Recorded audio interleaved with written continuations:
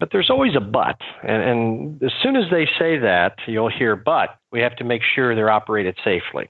But we have to proceed cautiously to make sure that appropriate regulations are in place. And, that's one of the difficulties in dealing with government is that federal laws and regulations, by their very nature, are designed to be You're listening to the Drone Radio Show podcast, the show about drones and the people who use them for business, fun, and research. Hosted by Randy Goers. Hello, everyone. This is Randy Goers, and welcome to the Drone Radio Show podcast, episode 99. How do drones fit into the national plans for our infrastructure?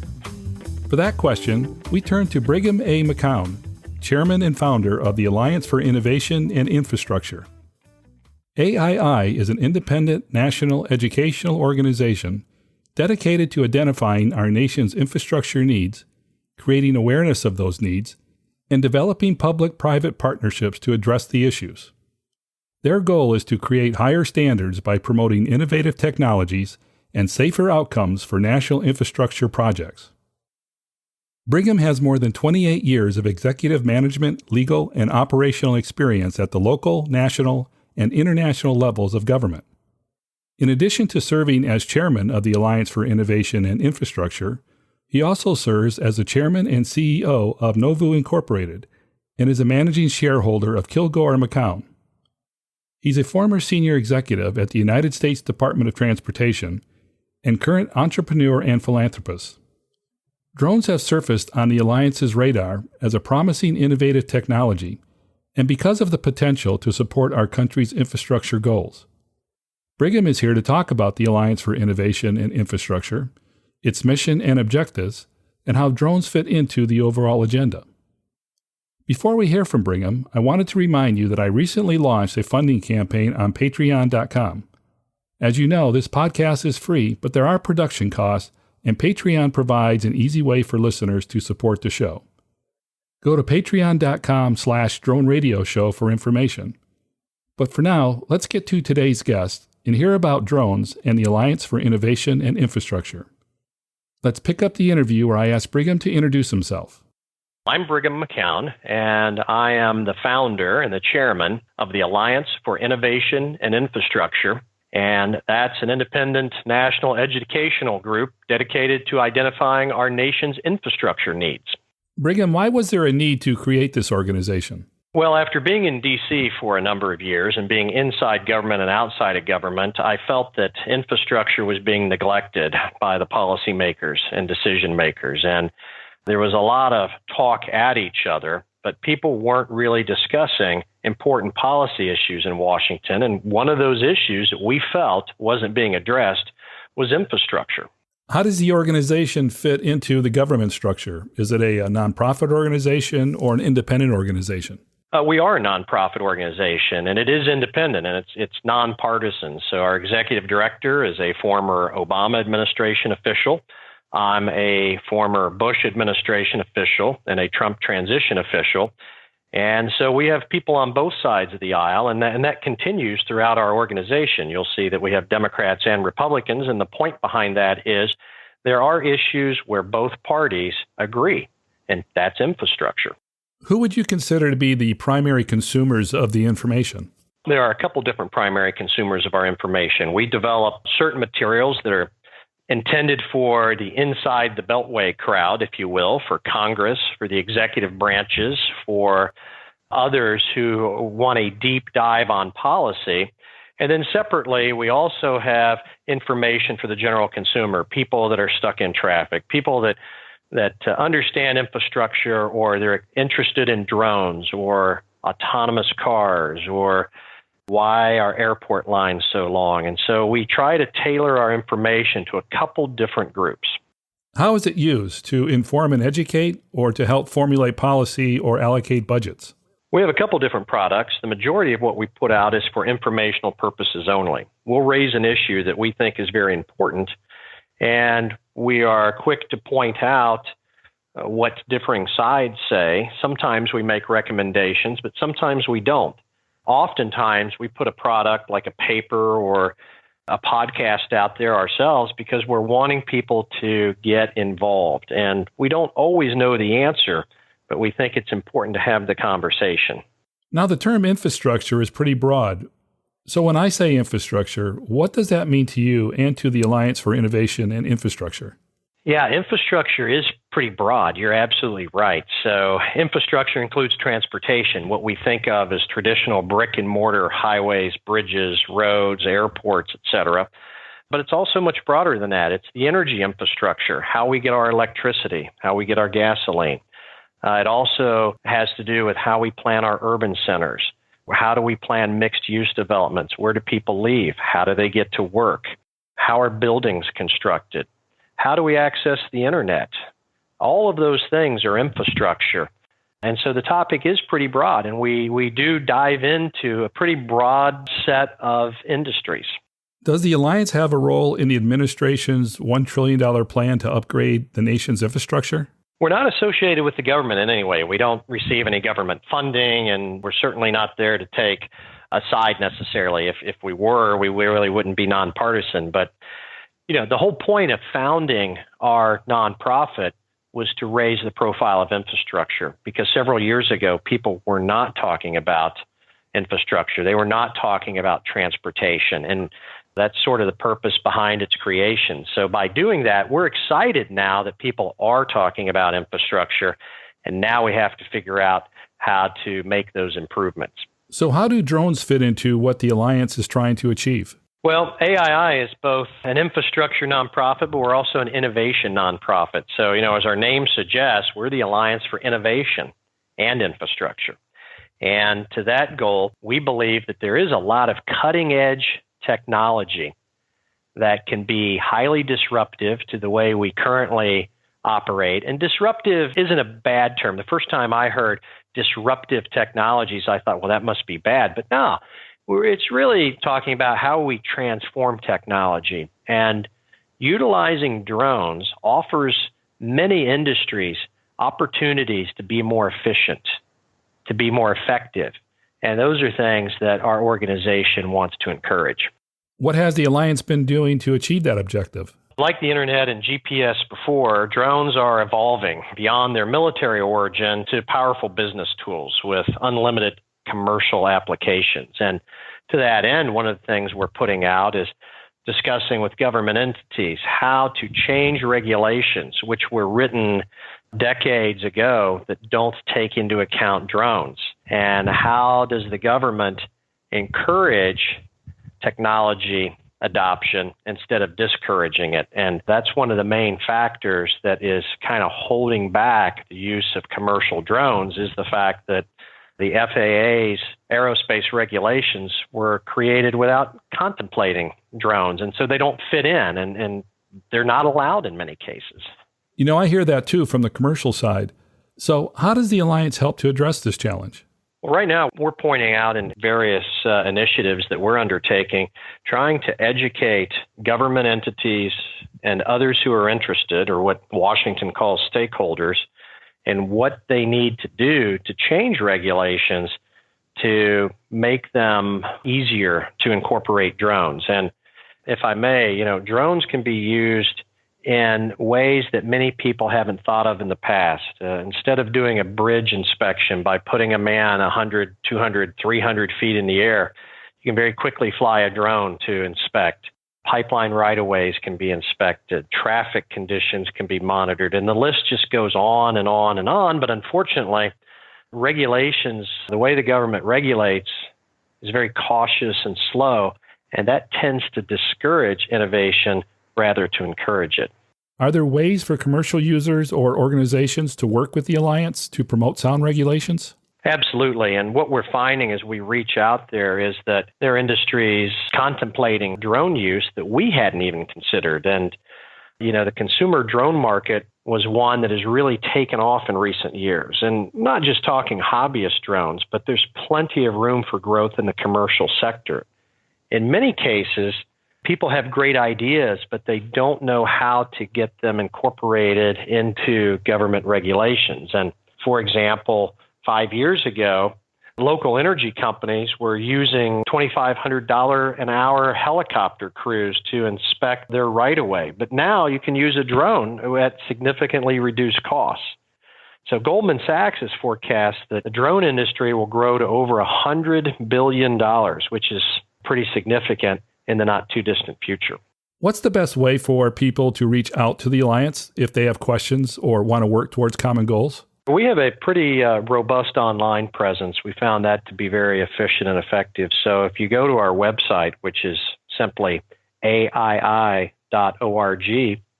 or you can follow us on Twitter at AIIWire, you can see the information we're putting out. But separately, companies contact us all the time, and we would love to hear from people who are interested or have ideas, because part of what AII does isn't necessarily to always have the solution, but we see ourselves as a clearinghouse of others' ideas that we can bring into the debate, and that we can, it's like a way of shining a light on something and to make sure that politicians and others see and hear from the public. So we're very much a public-driven organization. What do you typically hear from government officials or policymakers in regard to drones and their use? Right now, we hear a lot from government regulators that they like drones. They think drones are interesting. They think drones can help make our lives better in the future. But there's always a but. And as soon as they say that, you'll hear, but we have to make sure they're operated safely. But we have to proceed cautiously to make sure that appropriate regulations are in place. And, that's one of the difficulties in dealing with government, is that federal laws and regulations, by their very nature, are designed to be cautious, well-tested, slowly developed. And the difficulty with that type of traditional approach is that technology is turning over many times faster today than it did just a decade ago, let alone 3 or 4 decades ago, yet we continue to regulate as though it were 1950. As a city planner, I know what it's like to make changes in government at the local level, which is hard enough. At the federal level, change becomes much more difficult. So are there ways to make the change process move quicker, faster, and easier? There are, and I used to be a planning and zoning commissioner, speaking of local government, and there it's a little bit different, I think, because you only have so much land, and if you allow somebody to develop a piece of land, then it's gone forever, or at least certainly gone for the life cycle of whatever use is initially intended. But in certain government regulatory fields, including those that would affect drones, I think it's possible to move much more quickly. For example, when we talk about self-driving cars, or what we call autonomous vehicles, we're developing a dozen or so proving grounds from around the country to allow the traditional rules not to apply in these areas. And that can be done with some added safeguards. VW's hometown of Wolfsburg, Germany, has just said, we want to become the first autonomous vehicle city. Come test your vehicles here. So there are things that can be done. And part of that is convincing people that the benefit of doing so highly outweighs any potential risks, and in showing how those risks can be mitigated more quickly than the traditional regulatory process. How long has the Alliance been around? We're starting our 4th year. So people say, the Alliance for Innovation. Well, everybody uses the word innovation, and I'm proud to say that we decided to use that term before it became an everyday buzzword, and I'm excited that we did. So we're still fairly young ourselves, but so is the technology, and I think as long as we stay at the cutting edge, stay above some of the political food fights, and concentrate on sound policy, I hope to be around for a long time. What are some of the positive things that have happened in those 4 years where we can say that working together, industry and government have made some progress? Well, I think the government industry have made progress in several areas. One of those is deploying broadband technology to a greater percent of the country. If you look at cellular technology and mobile data, market penetration has occurred in rural areas and places that have been very difficult to receive broadband in the past. And just as we've done that now, we're talking about the next generation of broadband, going to 5G, which offers substantially increased speeds over 4G. So I think that has been an area that has been quite successful.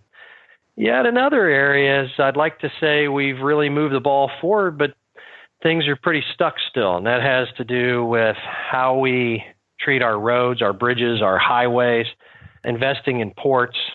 Mobility in general has been something that has continued to not improve. And I think most of your listeners would agree, if they're out commuting, that wait times are longer than ever, that the rush hour traffic tends to start earlier and end later now.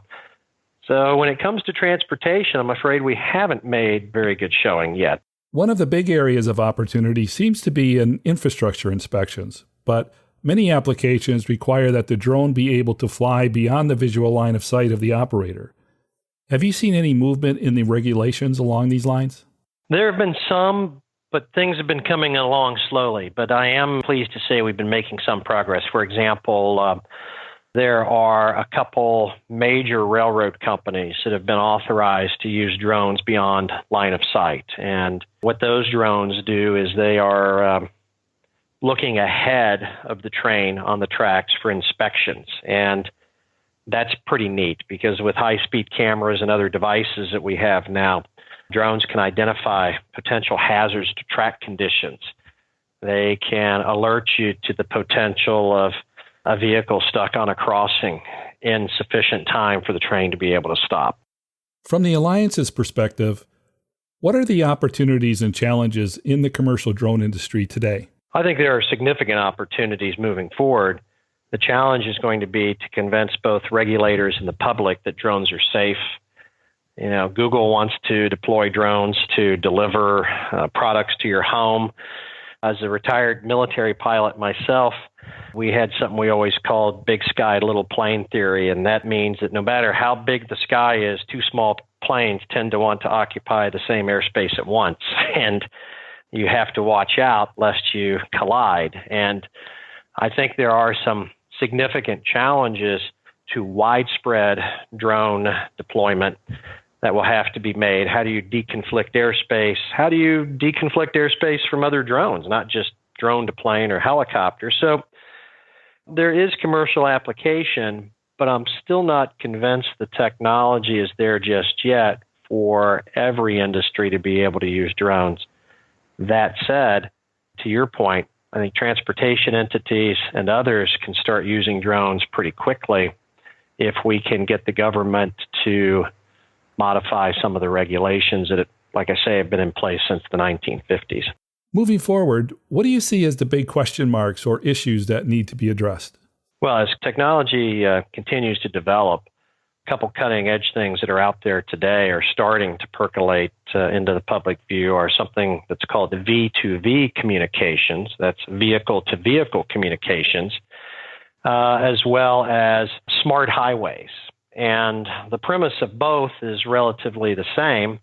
How can we develop sensor technology that communicates to others, whether it's the vehicle to the highway or the vehicle to another vehicle, to allow larger traffic flows through the same amount of highway space? And what I mean by that is, if we can alert vehicles to slowdowns well ahead of time, if we can alert vehicles and reroute vehicles based on traffic conditions, we can have more mobility without necessarily having to double the amount of lanes. We can make more efficient use of existing capacity.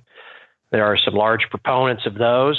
A lot of those proponents say this type of technology will feed into self-driving cars as well. And self-driving cars offer the opportunity to change how Americans own or lease cars into the future. Couldn't it also affect the design of the transit systems too? I've heard some say that mass transit of the future may not be a large system, but instead be a bunch of automated cars driving around. Is that possible? I'm glad you mentioned that. You're absolutely right. For example, you could efficiently deploy a fleet of self-driving vans, smaller type of buses, or even larger buses along a particular route based on need. Or you could develop what is typically called a hub and spoke operation, where smaller vehicles would pick up individuals along a route and bring them into a central station where then you could be placed on a larger vehicle that then transits, say, from Clearwater Beach up to downtown Tampa on a set route. So those opportunities are out there. And the one thing that excites many people about the possibility of self-driving cars is that it can better service shut-ins, the elderly, people who have major issues with mobility, and recognize that something that seems simple to you and I, like running down to the store, is a big deal for a lot of people. I agree, and I think there's a lot of opportunities for that in the future. But we need to figure out how to make that jump from traditional transit systems to something that we really don't quite fully understand yet. Absolutely. And transit systems are terrific, and they certainly help with mobility. But I think, as any of us would acknowledge, sometimes they're not utilized to their maximum potential. And that kind of follows along with what's happening in the drone industry. We're pretty aware of what the technology can do, but how that actually gets deployed into our system is something that a lot of us are still struggling with. Absolutely. And I think first you'll see drones used for sensor technology. I don't think you'll see them initially used for delivering packages, but as they start to come onto the mainstream, you will see them in places like bridge inspections, or replacing the airborne traffic reporter, or being used to conduct inspections of utility right-of-ways or of transit or railroad conditions ahead of time. I think that's going to happen in the next 12 to 24 months. And then beyond that, we'll have to wait and see. What's your advice to the drone industry to help promote the orderly expansion of these applications? I think the drone industry needs to put some time and energy into figuring out how to deconflict airspace with not just the use of one or two drones, but how you have avoidance technologies and airspace clearance technologies for large-scale drone use, where you have many drones operating in close proximity to the other. Because one of the major concerns that we hear all the time is that, what if there were to be an airborne collision between two drones above people? Does that result in property damage? Could you be hit by a crashing drone? Those are the type of things that, when people get beyond the drones are cool, that they start to think about. And those are real issues that the industry is going to have to address. What about state and local governments? You know, on one hand, we're trying to get the federal government to be more responsive and open things up a little. And then at the same time, state and local governments are passing new regulations.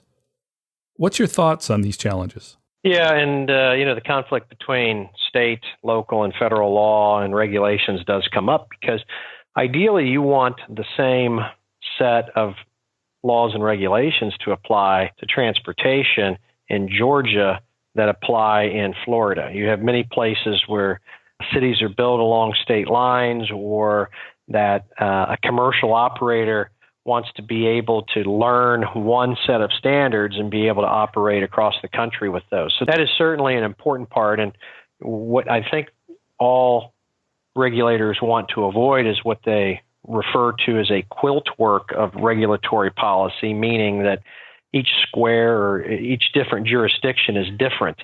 That intends to dramatically increase the costs on industry and discourage innovation. But at times, if the federal government doesn't act quickly enough, then state and local governments tend to say, we can't wait on the federal government. And I am concerned about that. I'm concerned about that very scenario even more when it comes to autonomous vehicles. As we wrap up, I'd like to jump back to the overall work of the Alliance and ask your thoughts on how can we bridge our technology, innovation, and infrastructure to solve our most pressing challenges? I think ultimately the goal is, how do we improve our lives on a daily basis? And how do we get from place to place more efficiently? And how do we increase mobility while also increasing our safety? And you don't have to be a PhD in bridge building technology or drone technology to understand that people just want to go about their daily lives unhindered and as best as they can. And they want to be able to get from place to place when they need to get there. And I think really that's the ultimate goal here. And so traditional means of just adding lanes to a highway or adding transit aren't necessarily the best answer moving forward. They're certainly part of the answer, and innovation often uses technology, but sometimes innovation can simply mean looking at a challenge from a different perspective and creating an outside-the-box solution, and that's certainly what we're attempting to do. That's it for episode 99 of the Drone Radio Show. I hope you enjoyed listening to Brigham McCown of the Alliance for Innovation and Infrastructure. I want to thank Brigham for taking the time to speak with me. If you want to learn more about the Alliance or want to connect with Brigham, check out the website at aii.org. If you like the Drone Radio Show, please consider supporting the podcast with a small donation. The content is always free, but for as little as $1 per month, you can help defray the costs of production. To donate, go to patreon.com/Drone Radio Show. Thanks for listening. Your support means a lot to me, and I hope you'll listen to more episodes of the Drone Radio Show podcast to hear how others are using drones for business, fun, and research. For the Drone Radio Show, I'm Randy Goers.